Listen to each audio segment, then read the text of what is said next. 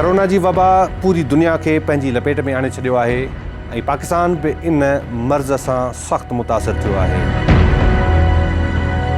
Corona जो इलाज हिन वक़्त ताईं एहतियाती आहे ऐं उन एहतियात ते अमल लाइ सिंध सूदो सॼे मुल्क में लॉकडाउन आहे। लॉकडाउन वारी इन सूरत हाल में आम माण्हूअ लाइ कहिड़ा मसइला ऐं मुंझारा पैदा थियनि था, उन्हनि समूरनि मामलनि ते ॻाल्हि ॿोल कंदासीं कोरोना मॉनिटरिंग रूम में। अमली तौर ते सिंध हुकूमत सिर्फ़ लॉकडाउन कराइण में कामयाब वई आहे। अवां जो मसइलो ऐं अवां जी शिकायत असां पहुचाईंदासीं लाॻापियल अख़्तियारनि ताईं। अवामी ऐं सिंध जे माण्हुनि जी मिल्कियत ते त माण्हुनि खे नवाज़ियो वञे थो। तव्हां स्क्रीन ते नज़र ईंदड़ हिन नंबर ज़रिए सिधी रीत शामिल थी नशरियात में पंहिंजो मसइलो, शिकायत ऐं तजवीज़ ॿुधाए सघो था। रोज़ानी शाम जो 4:10 खां 5:50 ताईं सिर्फ़ धरती टीवीअ ते।